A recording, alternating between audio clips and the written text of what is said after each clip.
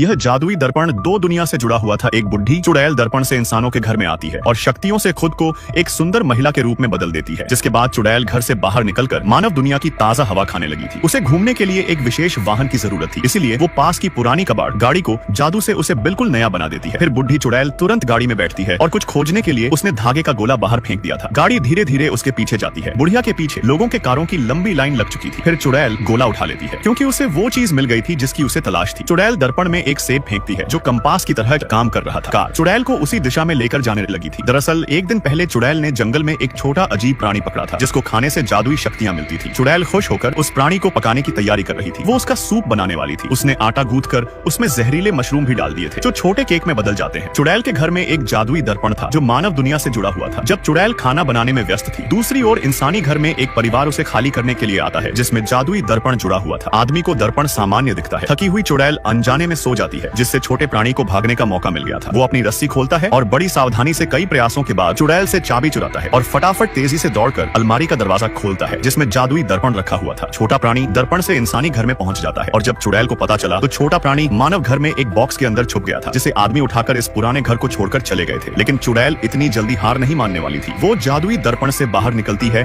और छोटे प्राणी को वापस लाने की कसम खा लेती है क्योंकि चुड़ैल उसे खाकर अपनी शक्तियां बढ़ाना चाहती थी। आदमी के परिवार के साथ छोटा प्राणी नए घर में पहुंच गया था, लेकिन जब लड़की ने गलती से उसे देख लिया तो वो एक गुड़िया बनकर जमीन पर लेट जाता है। लड़की को याद नहीं था कि उसके पास पहले कभी ऐसी कोई गुड़िया थी, लेकिन उसकी प्यारी शक्ल देखकर वो उसे अपने बेडरूम में रख लेती है। पर छोटा प्राणी गुड़िया बनाकर नहीं रहना चाहता था। वो लड़की की दयालुता महसूस कर नाटक बंद करने का फैसला कर लेता है और उसके पल के झपकाते ही लड़की चौंक जाती है। छोटा प्राणी लड़की से कहता है कि डरो मत, मेरा कोई बुरा इरादा नहीं, मैं दूसरी दुनिया से आया है जहाँ मैं एक दुष्ट चुड़ैल से दूर भाग रहा था। दोनों खुशी से बातें करने लग जाते हैं। लड़की को यह छोटा जीव पसंद आ चुका था। वो उसको नहलाती है, उसे खाना भी खिलाती है और जब दोनों खेल रहे थे तभी अचानक छोटे प्राणी ने लड़की के घर में एक जादुई पत्थर देखा। यह पत्थर उसके परिवार के विशेष पत्थर जैसा था। छोटा जीव सोच रहा था कि पत्थर लड़की के घर में कैसे आया होगा। पत्थर में जादुई शक्तियां छिपी हुई थी। छोटा प्राणी जैसे ही पत्थर को छूता है तभी आसपास का माहौल सफेद हो गया था। आसमान से कई सारे बर्गर आने लगे थे जिन्हें देखकर लड़की के मुंह में पानी आ जाता है। फिर लड़की जैसे ही एक बर्गर को चुनती है तभी पत्थर का जादू खत्म हो जाता है। लड़की बर्गर को बड़े चाव से खाने लगी थी। उसका स्वाद बहुत ज्यादा स्वादिष्ट था। जब दोनों खेल रहे थे तभी चुड़ैल लड़की के शहर में पहुंच जाती है। उसकी गाड़ी बिना ड्राइवर के जादू से चल रही थी। चुड़ैल के कार से उतरते ही गाड़ी भी कबाड़ हो जाती है। फिर चुड़ैल एक केला मुंह में डालकर फोन की दुकान में पहुंच गई थी जहां उसने प्राचीन कीमती सिक्के से दुकानदार का फोन खरीद लिया था। लेकिन चुड़ैल के जाते ही सिक्का भी गायब हो जाता है और वापस चुड़ैल के हाथ में आ गया था। फोन लेने के बाद वो तुरंत लोकेशन चालू करती है और छोटे प्राणी की दिशा में भागती है। दूसरी तरफ लड़की के घर में अचानक छोटे जीव के दादाजी आ जाते हैं। छोटा जीव सब कुछ दादाजी को बताता है कि एक चुड़ैल उसके पीछे पड़ी है।